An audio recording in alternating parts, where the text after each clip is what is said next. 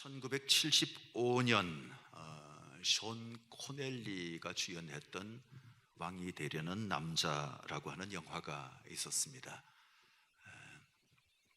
숀 코넬리는 사실 사진을 좀 더 젊은 시절을 보여드리면 금방 알만한 007의 사나이, 007이 계보를 계속 이어왔는데 제1대 007, 그가 바로 숀 코넬리라고 하는 사람입니다. 이 영화가 나온 지 이제 3년이 지난 1978년에 타임지에 영국 찰스 황태자가 표지 모델이 됐습니다. 그런데 찰스 황태자를 표지 모델로 선택하면서 제목을 붙인 것이 바로 왕이 될 남자, 왕이 될 남자라고 하는 제목이 붙여졌습니다. 저게 1978년이니까 지금 42년이 지났습니다. 그런데 아직도 왕이 되지 못했습니다.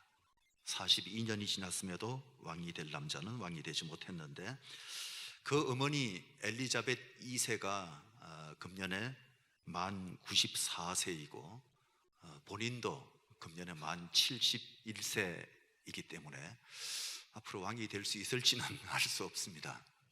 왕이 못 될 수도 있다 하는 생각도 드는데요. 두 분 다 이번에 코로나19에 걸려서 고생을 하시기도 했죠. 그런데 이 찰스 황태자를 보면서 사람이 왕이 된다고 하는 것이 참 어렵구나, 쉽지 않구나 하는 것을 느낄 수밖에 없는데, 오늘 본문에 등장하는 다윗, 이 다윗도 왕이 될 남자잖아요. 그죠? 이제 왕이 될 남자로 등장을 하게 되는데, 다윗이 왕이 되는 과정도 쉽지가 않았습니다. 아니 아주 어려웠다, 힘들었다, 고통스러웠다, 아마 그렇게 봐야만 할 것입니다. 왕은 그냥 죽을 뻔한 일이 앞으로 얼마나 도사리고 있는지 앞으로 우리가 계속해서 말씀을 통해서 확인하게 될 텐데요. 처음 기름 부음을 받을 때 15살이었던 것으로 보여지는데, 왕으로 즉위할 때는 30세. 그러니까 긴 세월 동안 그저 왕이 될 남자로서 온갖 고통을 다 당해가며 피난자 신세로, 도망자 신세로 그렇게 하루하루를 힘겹게 살았던 사람, 그가 바로 다윗이었는데, 이 다윗 이야기를 통해서 우리는 이게 바로 하나님의 은혜구나 하는 사실을 어떤 인물을 볼 때보다도 뼈저리게 느낄 수 있는 것이기 때문에 우리 모두에게 큰 은혜가 또 될 줄로 믿습니다. 먼저 우리가 생각할 것은 다윗 왕, 이것은 하나님의 계획이었습니다. 하나님의 계획이에요. 성경을 읽다 보면 하나님이 참 냉정하시다 그런 생각이 들 때도 있죠. 하나님은 사랑이시고 우리를 위해서 목숨까지 내놓으실 정도, 그게 바로 하나님 아닙니까? 그 명예를 걸고 우리와 함께 해주시는 분이 바로 하나님이시지만, 때로는 참 냉정하시다 그 생각이 들 때가 있어요. 언제였냐면 특히 그 이스마엘이 쫓겨날 때 바로 그런 모습이고, 또 에서가 장자의 축복을 놓칠 때 하나님 어쩌면 이렇게 냉정하신가 하는 생각이 들죠. 사울이 하나님으로부터 버림을 당하는 이 모습 속에서도 하나님은 참 냉정하시다, 그 생각이 들만합니다. 어쨌든 사울 왕의 시대가 이제 지고 있고 다윗이 떠오르는 그런 상황, 이게 바로 오늘 본문의 말씀이다, 그렇게 보시면 되겠습니다. 본격적으로 이제 하나님의 히든 카드처럼 보이는 다윗이 등장합니다. 그래서 사무엘서의 주인공은 바로 다윗인데, 앞으로는 이제 계속 다윗의 이야기가 펼쳐지게 될 것입니다. 히든 카드 다윗을 다음 왕으로 세우시려는 하나님의 계획이 본격적으로 실행되고 있는, 그게 바로 본문인데요. 언제나 그렇듯이 하나님은 역사 속의 방관자도 아니고 또 역사 속의 어떤 수습자 정도가 아니라 주관자, 역사의 주관자, 그게 바로 하나님이십니다. 하나님의 대리자격인 역할을 했던 사무엘이 첫 왕 사울의 실패 때문에 낭망했습니다. 이럴 수가 있나, 막 분통 터지는 그런 상황 속에서 슬퍼하고 있을 때 하나님이 그를 일으켜 세우십니다. 우리가 읽지 않았습니다만 16장 1절 말씀을 보시면 내가 이미 사울을 버려 이스라엘 왕이 되지 못하게 하였거늘 네가 그를 위하여 언제까지 슬퍼하겠느냐. 그야말로 의욕 상실 속에 주저앉아 있는 이 사무엘을 하나님이 일으키시면서 반전을 주도해 가시는 그런 역할, 하나님이 반전을 주도하십니다. 역사가 언제나 그랬습니다. 하나님이 주도하시는 거예요. 아브라함을 갈대아 우르에서 불러내신 분도 바로 하나님이셨습니다. 애굽 땅에 고통당하고 있는 그 백성들을 구출하기 위해서 미디안 광야에서 양이나 치고 있던 모세를 불러내셨던 분도 바로 하나님이십니다. 바벨론 땅에 포로로 끌려가서 온갖 고생을 다 하고 있는 이스라엘 백성들을 위해서 제2 이사야를 보내서 해방의 바람을 일으키신 분도 바로 하나님이셨습니다. 그래서 하나님은 언제나 이스라엘의 희망, 오늘 우리에게도 하나님이 언제나 희망이 될 수 있기를 바랍니다. 어떤 상황이든지 언제든지 하나님이 이스라엘 백성들의 희망이 되셨습니다. 암울한 역사의 현장에 그냥 그 백성들이 고통당하도록 내버려 두지 않는 하나님, 때로는 냉정할 때도 있지만 하나님은 그래서 사랑의 하나님, 우리를 위해서 끝까지 따라오시면서 우리를 도와주시는 분, 이스라엘에는 이제 다음 왕을 세우십니다. 히든 카드를 뽑아 드신 겁니다. 1절 하반절을 계속해서 보면 너는 뿔에 기름을 채워가지고 가라. 내가 너를 베들레헴 사람 이새에게로 보내리니 이는 내가 그의 아들 중에서 한 왕을 보았느니라. 그 아들 중에서 한 왕을 보았다 그러면서 사무엘에게 뿔에 기름을 채워서 작은 고을 베들레헴 이새에게로 가라. 하나님이 그렇게 말씀을 하신 겁니다. 그때 사무엘은 주저합니다. 그 다음 2절 말씀을 보시면 사무엘이 이르되 내가 어찌 갈 수 있으리까. 왜 이 얘기를 하냐 하면 사무엘이 자기를 죽일지도 모른다고 하는 우려 때문입니다. 이제 자기가 다른 왕을 세울 것이라는 하나님의 의중을 전달했기 때문에 사울은 눈에 불을 켜고 사무엘이 어떻게 움직이고 있는가 그걸 보고 있는 것 아닙니까? 사무엘의 일거수일투족의 감식 체제가 아마 붙어 있었, 체계가 되어 있었을 텐데 그 상황 속에서 기름 붓기 위해서 출발한다? 이건 자기가 죽을 수도 있는 그 상황이기 때문에 어떻게 갈 수 있겠습니까? 라고 얘기합니다. 잔뜩 긴장했어요. 그래서 하나님이 사울랑 몰래 비밀리에 다윗에게 기름 부음을 할 계획을 세우십니다. 2장 2절 이하의 하반절에 보면 너는 암송아지를 끌고 가서 말하기를 내가 여호와께 제사를 드리러 왔다 하고, 제사 드리러 가는 척하라는 거예요. 제사 드리러 가는 척해라. 거짓말을 하라는 겁니다. 거짓 행동을 하라는 겁니다. 속이시라는 하나님, 꾀를 내라고 하시는 하나님, 거짓을 행하라고 하시는 하나님. 어찌 보면 하나님답지 않죠. 그런데 우리가 살다 보면 부득불 사실이 아닌 다른 말을 행할 때도 있을 수 있습니다. 그런데 그게 자기의 이익을 위해서라면 문제가 되지만 공동의 이익을 위해서는 그럴 수도 있겠다, 그런 이해하는 마음을 우리가 갖게 됩니다. 하나님의 이런 모습을 보면서 하나님이 우리하고 거리가 상당히 좁아진다는 느낌 안 드세요? 하나님이 보다 우리에게 가까이 다가오셨다, 심지어 거짓 행동을 하라고까지 하시면서 우리 사람들에게 가까이 다가오신 하나님. 그러니까 하나님이 그럴 수 있습니까? 따지려고 하지 마시고 하나님이 보다 가까이 우리에게 다가오시는구나, 그게 은혜입니다. 어떻게 생각하냐는 각자의 선택입니다만 우리는 그렇게 생각하고, 중요한 건 하나님의 진정성이잖아요, 그죠?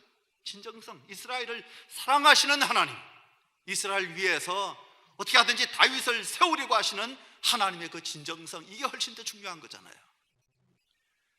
다윗을 세울 때 하나님의 모습이 참 재밌습니다. 이새의 아들 중 첫손을 보였던 장남 엘리압, 용모가 준수하고 키가 컸던 것 같습니다. 사무엘이 그를 보고 하나님이 택하신 자가 맞습니다, 참 멋있게 잘생겼습니다, 이제 그 얘기를 하는데 하나님이 아니라고 말씀하십니다. 7절 말씀, 그 아니라고 하는 모습을 보면 그의 용모와 키를 보지 말라. 내가 이미 그를 버렸노라. 내가 보는 것은 사람과 같지 아니하니 사람은 외모를 보거니와 나 여호와는 중심을 보느니라. 유명한 말씀이죠. 근데 뭐 하나님 말씀을 웃기는 말씀이라고 하기는 좀 그렇고 웃음 나게 하는 말씀입니다. 잘 생각해 보십시오. 먼저 용모와 또 키를 보고 왕을 뽑았던 분이 누굽니까? 하나님이거든요. 사울이 다른 사람들보다 이 목 하나는 더 큰 그 모습을 보면서 참 준수하게 잘생겼다고 그렇게 왕으로 정하셨던 분이 바로 하나님이신데, 그죠? 그게 바로 하나님이신데 이제 와서 시행착오를 인정하시는 건가? 그런 생각이 들 만큼 하나님이 용모와 키를 보지 말라 그러면서 사람은 외모를 보지만 나는 중심을 보신다.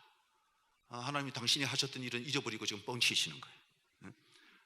그런데 이 하나님이 경험에서 우러나오는 말씀이죠. 그죠? 경험에서 우러나오는 말씀. 외모가 뭡니까? 그 사람의 신분이고 그 사람의 출신입니다. 외모가 뭡니까? 그 사람 인생에 쌓아놓은 업적입니다. 외모가 뭡니까? 그 사람의 스펙, 우리가 소위 젊은 사람들이 말하는 스펙이 바로 그의 외모 아닙니까? 건장한 체격, 늠름한 모습, 카리스마, 바로 이런 것들이 외모일 거예요. 세상은 건장한 체격에 열광하고 늠름한 모습에 열광하고 그리고 카리스마에 열광하지만 하나님은 거기에 관심이 없으세요. 사람은 외모를 보지만 하나님은 중심을 보신다.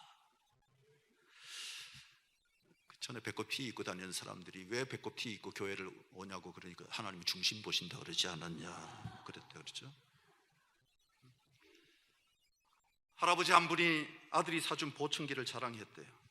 보청기 꺼내면서 이거 되게 비싼 거래. 그러니까 다른 할아버지가 있다가 얼마짜린데 그러니까 대답이 없대요. 그러더니 점심 먹으러 가자 그러시더래요. 보청기는 보기에 좋든 비싸든 이게 중요한 게 아니라 잘 들리는 게 중요하잖아요. 그죠? 잘 들리는 게 중요하잖아요. 열 길 물속은 알 수 있어도 한 길 사람 속은 알 수 없다. 그게 바로 사람의 한계입니다. 그런데 하나님은 사람 속을 들여다보시는 하나님. 나는 중심을 본다. 나는 중심을 본다. 그렇게 말씀하셨어요. 좀 이런 표현이 어색하긴 하지만 하나님의 생각이 발전하셨어요. 그죠? 하나님의 생각이 발전하셨어요. 보다 사람에게 가까이 다가서시고 그리고 사람을 보시면서 도와주기 원하시는 하나님. 하나님은 다윗을 왕으로 세울 계획을 세우셨습니다. 그리고 두 번째, 다윗 왕으로 드디어 기름 부음 받습니다. 다윗이 등장하는 이 이야기를 읽으면서 성경의 기록자가 굉장히 탁월한 극작가 같아 하는 생각이 들어요. 패를 한 번에 다 까지 않습니다. 어떤 면에서 서서히 아주 스릴 있게 그렇게 조여가는 느낌을 받게 만드는, 그게 바로 성경을 기록한 테크닉이었다, 그렇게 보여집니다. 1절에서 하나님이 이새의 아들 중에서 왕감을, 한 왕을 받다, 그렇게 말씀하셨습니다. 하나님의 눈에 딱 띄는 인물이 있었다는 말씀이죠. 그런데 바로 그 사람이 다윗이다, 그렇게 말씀하시지 않습니다. 사무엘에게는 미리 알려줄 만도 한데 마치 무슨 드라마틱하게 말이죠. 점점 이제 다윗으로 이렇게 몰아가고 있는 그 장면을 보십시오. 아들이란 아들은 일일이 다 확인하게 만드시잖아요.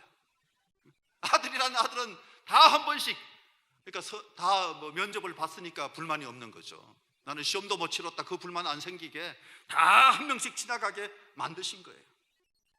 첫째 아들 엘리압이 지나가는데 용모가 준수했지만 하나님은 아니라고 말씀하시고, 둘째 아들 아비나답이 지나갔지만 그 또한 아니다. 셋째 삼마가 지나가는데 그도 아니다.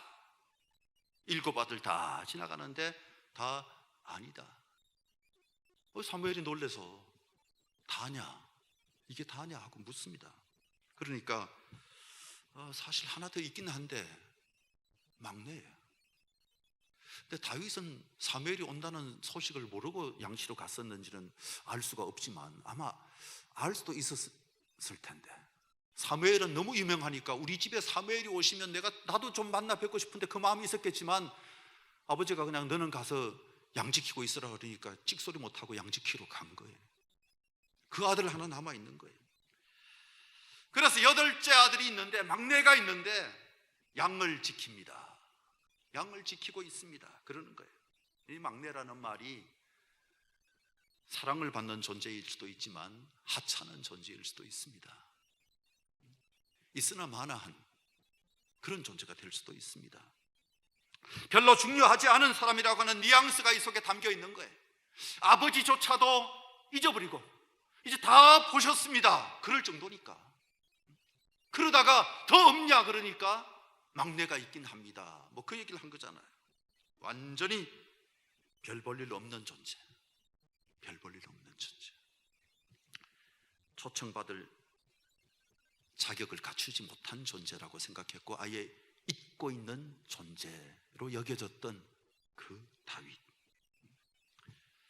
여러분, 만약에 계속 딸을 낳다가 딸이 7을 낳고 마지막에 아들 낳았으면 그 아들은 굉장히 사랑받고 막 애지중지 기르겠지만, 아들만 7 낳았는데 딸 하나 혹시 기대하고 낳았더니 8번째 또 아들 나오면 그 아들 있으나 마나한 아들 아니에요.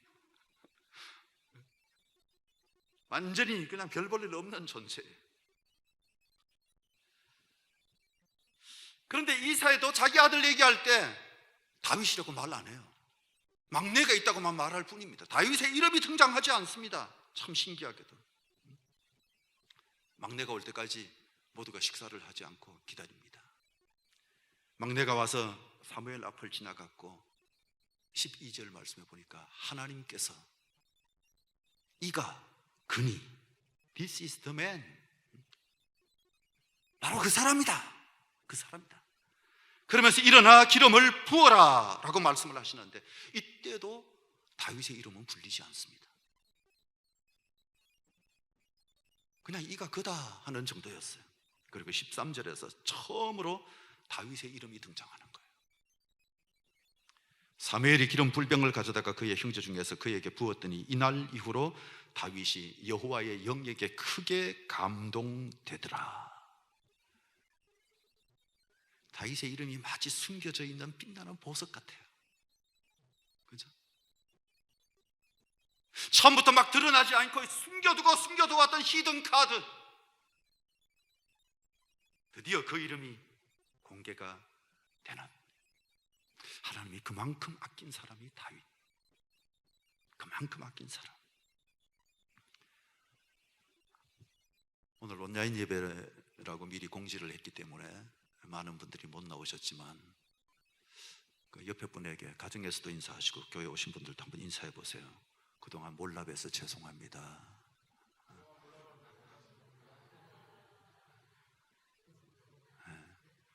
앞으로 잘 모시겠습니다. 아무도 다윗 알아주지 않았어요. 아무도. 근데 그 다윗이 나중에 통일 왕국을 이루잖아요. 그 다윗이 가장 거대한 영토를 확장해 나가잖아요. 그 다윗이 중동의 제국처럼 주변의 영향권을 강력하게 행사하는 그런 대왕이 되잖아요. 멋진 왕이 되잖아요. 무엇보다 메시아의 표상입니다. 그게 바로 다윗이에요. 그런데도 고대 제국들처럼 왕의 탄생 신 하나 만들려고 하는 그런 왕이 아닙니다. 그 이후에 승천했다는 식의 어떤 신화의 주인공이 되려고 하는 마음도 전혀 없어요. 고대 제국의 왕 정도면 다 그런 거 만드는 데 관심 있지 않아요? 그런데 다윗은 그렇지 않습니다.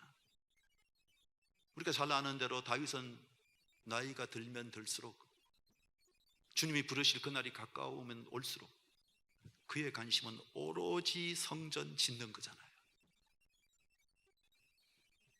오로지 성전 짓는 거잖아요. 마지막에 어떤 욕심이 생길 법도 한데 전혀 그렇지 아니하고 그저 성전 짓는 것, 내 때 짓지 못한다면 내 아들 때라도 지어야지 하면서 그것 준비하는데 온 관심이 다 집중되어 있었던 사람, 그게 바로 다윗이잖아요. 참 얼마나 멋있어요. 자기를 드러내려고 하는 것에 관심이 없어요. 그저 자기 생애를 통해서 영광 받으실 분은 하나님. 어마어마한 다윗이지만 자기는 하나님 앞에 쓰임받는 도구일 뿐이에요. 그저 도구일 뿐이에요.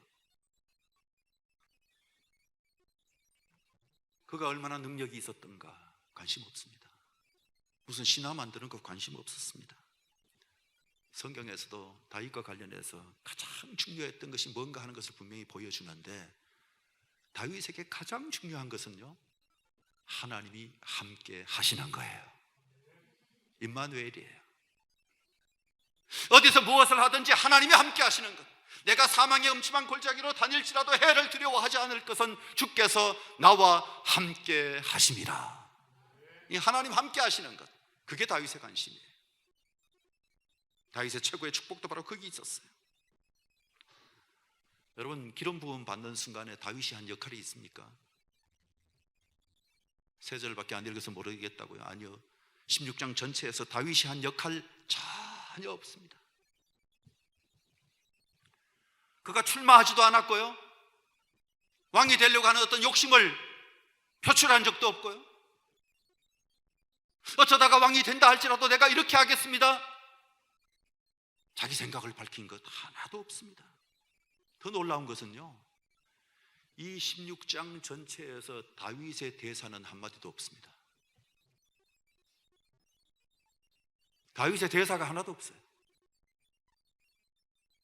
엄청난 일, 하나님을 기름 부으시는 일을 하고 있는데도 불구하고 다윗의 대사 한마디도 소개가 되지 않는, 이 일은 전적으로 하나님이 주관하신 일입니다. 하나님이 주관하시는 거예요. 오직 중요한 것은 하나님이 함께 하셨다는 것밖에 없어요. 우리에게도 이게 가장 소중함을 알아야 돼요. 하나님이 함께 하신다는 것. 누가 나를 알아주든 알아주지 않든 내 입장이 뭔가 이런 거 생각할 것이 아니라 하나님만 영광 받으시면 할렐루야, 그게 최고. 그게 최고. 꼭 하나님께 인정받고 하나님께 사랑받고 하나님께 축복받는 우리의 모습이 될 수 있기를 바랍니다. 다윗에게 하나님의 영이 크게 임합니다. 크게 하나님의 영이 임하는 거예요. 그래서 그의 능력이 아니라 하나님이 함께 하셨다고 하는 사실을 보여주는 사인, 그게 바로 하나님의 영이 크게 임했다, 그렇게 나타나는 거예요. 18절 보면 수금을 탈 줄 알고 용기와 무용과 구변이 있는 준수한 자라, 여호와께서 그와 함께 계시더이다. 어떤 소년이 자기가 본 목격담을 얘기하는 거예요. 자기가 추천하는 말이 그거예요. 사울왕에게 추천할 때 했던 말인데, 하나님이 그와 함께 계시더이다. 처음 부름받을 때 목동이었습니다. 변변한 직업도 아니고 집안에서 말째 8번째 막내였습니다. 2세의 집안 어느 정도 훌륭했을 수는 있지만 이 말째 8번째 막내라고 하는 이 사실이 바로 작다 하는 뜻이고 연약하다, 그런 뜻입니다. 쓸모없는 다윗을 선택하셔서 위대한 다윗으로 만드신 하나님, 아무도 관심 주지 않는 그 다윗이지만 하나님이 사랑하시니까, 하나님이 인정하고 기름 부어 주시니까 위대한 다윗으로 바뀌게 된 겁니다. 그러니까 다윗을 빛나게 한 것이 그의 외모가 아니고 하나님의 선택이에요. 하나님의 선택. 다윗이 선택받고 기름 부음 받고 난 다음에 용모도 빛이 났나 봐요. 성경이 참 재밌어요. 12절에 보니까 그의 빛이 붉고 눈이 빼어나고 얼굴이 아름답더라 그랬습니다. 엘리압이 왔을 때는 용모가 준수하고 키도 크고 뭐 이런 표현이 나왔잖아요. 그런데 다윗이 왔을 때 그 얘기가 없었어요. 그런데 기름 부음 받고 난 이후에 다윗을 보니까 그의 빛이 붉고 눈이 빼어나고 얼굴이 아름답더라, 그렇게 말씀하고 있는 거예요. 하나님이 용모와 키를 보지 말라고 하셨던 거 보면 그때까지는 별로였었어요. 그죠? 별로였던가 봐요. 아버지 이세 또한 자신 있게 소개하지 않은 것 봐서는 생긴 것은 별로였을 가능성이 있습니다. 그런데도 하나님의 기름 부으심을 받고 난 다음에 보니까 사람이 달라 보이는 거예요. 하나님의 복을 받으면 사람이 달라집니다. 우선 표정이 달라지는 거예요. 그걸 볼 때마다 신경질 나는 분들 성경을 보십시오. 그러면 표정이 달라집니다. 자꾸 그거를 보면 볼수록 아휴, 이건 왜 도대체 이렇게 생겼을까? 조금만 더 찢어 놓으시지. 조금만 더 밀어 넣으시지. 뭐 별 생각이 다 들 수밖에 없지만 하나님이 말씀으로 성령으로 우리를 밝게 만드시면 아무리 못생겨도 웃으면 예뻐요. 그렇죠? 잘생겨도 안 웃으면 별로입니다. 암만 잘생겨도 웃지 않고 맨날 인상 찌푸리고 있으면 밥맛이에요. 그렇죠? 하나님이 밝게 만들어 주시는 거예요. 다윗이 그렇게 밝아진 거예요. 표현이 빛나게 된 거예요. 기억하십시오. 하나님의 선택, 하나님의 인정이 나를 빛나게 한다. 내가 빛나는 존재가 될 수 있는 거 그것밖에 없다. 어떤 지위가 주어지면 사람이 거기에 걸맞게 행동한다는 말이 있잖아요. 다윗이 완전히 달라집니다. 완전히 달라지는 거예요. 왕의 그릇이 따로 있을 수 있을지 모르겠지만 왕 대접하면 품성도 달라지고 능력도 달라지고 다 왕처럼 되는 거예요. 왕처럼 돼요. 그래서 사울 같은 경우는 하나님이 왕 자격 없다고 하는 순간부터 망가지잖아요. 하나님이 버렸다 하는 그 순간부터 사울이 걷잡을 수 없이 추락하잖아요. 버림받으면 비참해집니다. 사랑받으면 행복해집니다. 선택받으면 빛나는 존재가 되는 거예요. 세 번째, 다윗은 이제 정계 입문을 합니다.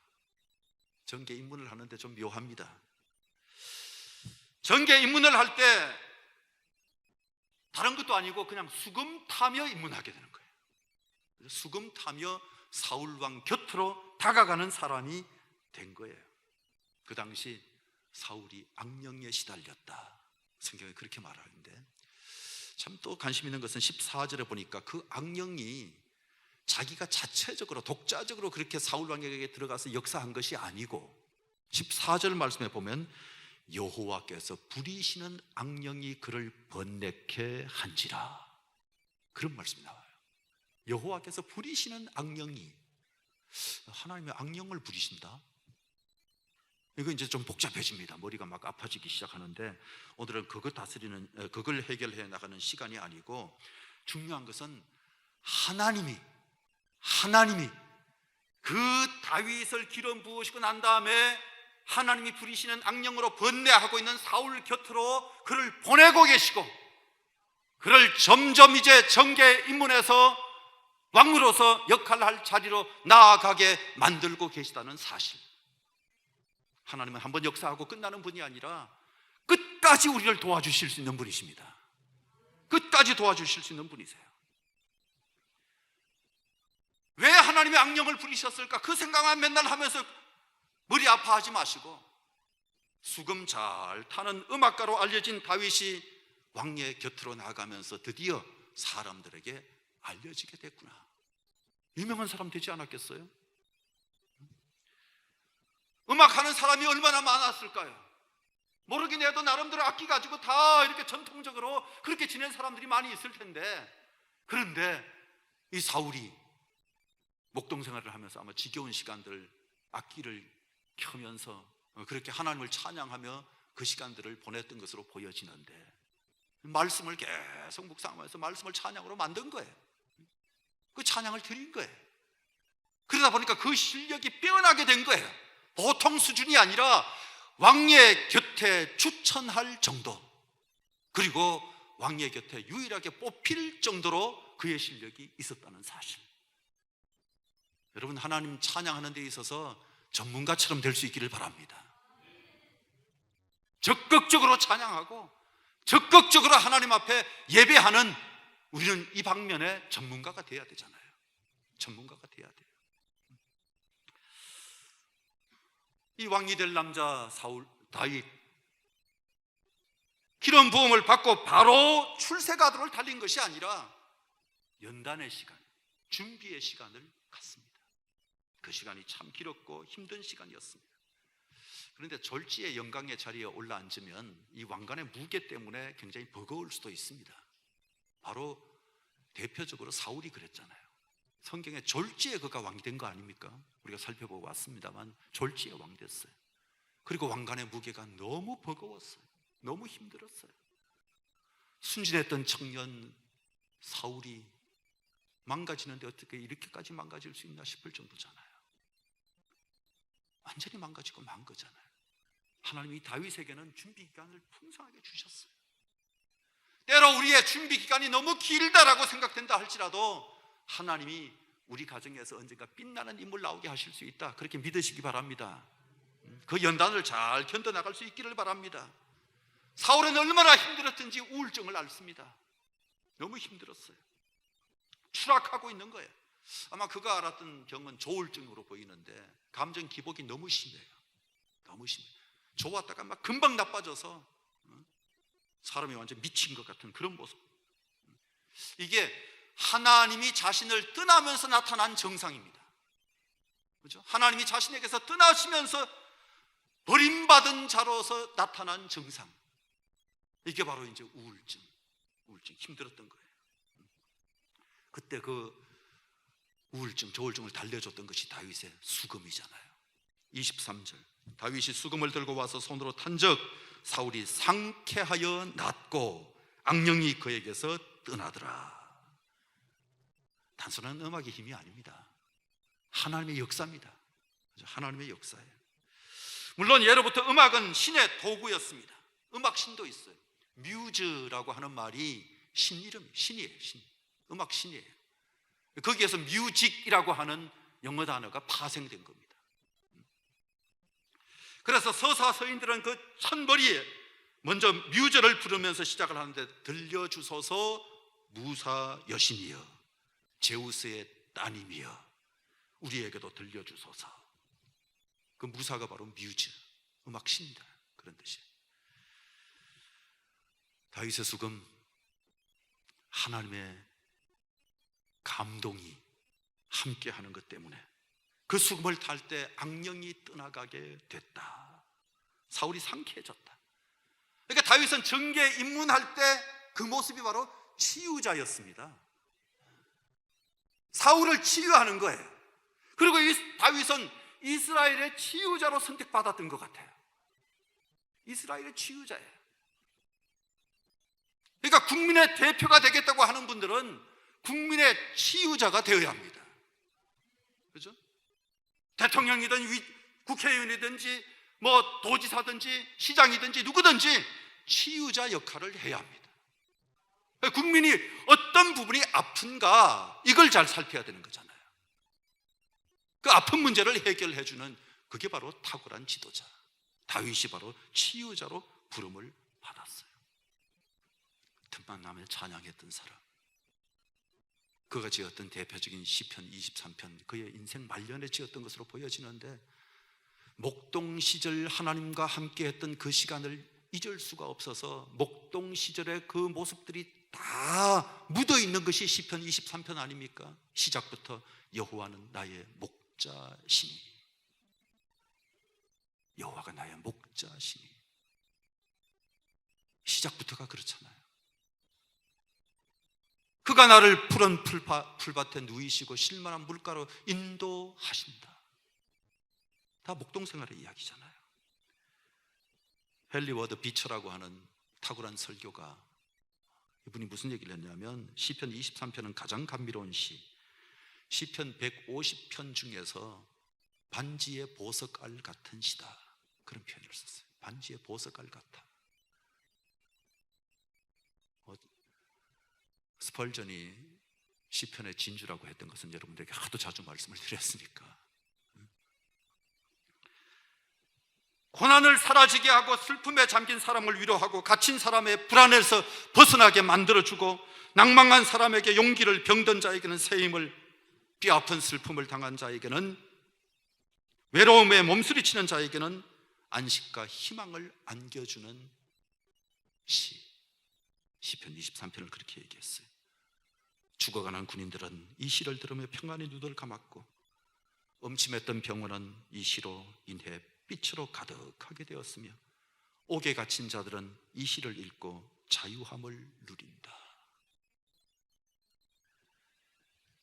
앞으로도 많은 사람들에게 오고 오는 모든 세대들 가운데서 모든 사람을 다 위로해 줄 것이며 세상의 종말에 이르기까지 최후의 한 사람, 마지막 그 한 사람이 하늘나라에 들어갈 때까지 시편 23편의 말씀은 그 날개를 결코 접지 않을 것이다.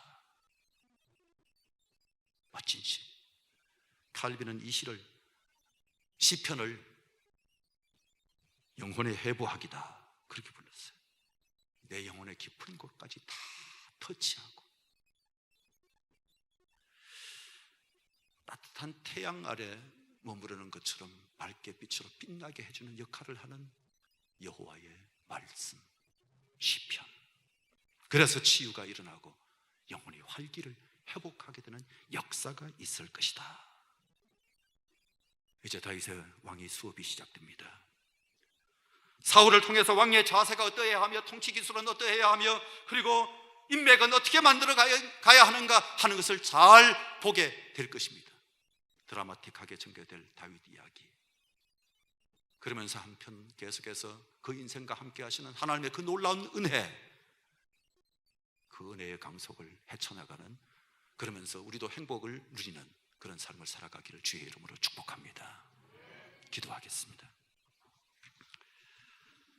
정상의 자리에 서기까지 힘든 고비가 있지만, 음침한 골짜기가 있지만 끝까지 하나님의 인도를 기대하고 하나님이 인도하시는 대로 따라 나섰던 다윗처럼 저희도 이 세상에 고비가 많고 골짜기 언제 끝날 것인가 지겹고 힘들 때도 있지만 하나님 잘 바라보고 믿음으로만 나아가도록 도와주시옵소서. 정상의 자리에 서기까지, 영광의 자리에 서기까지 날마다 힘차게 임마누엘 하나님을 느끼며 찬송하며 그렇게 나아가는 저희가 되기를 소원하며 예수님 귀하신 이름으로 감사하며 간절히 기도드리옵나이다. 아멘.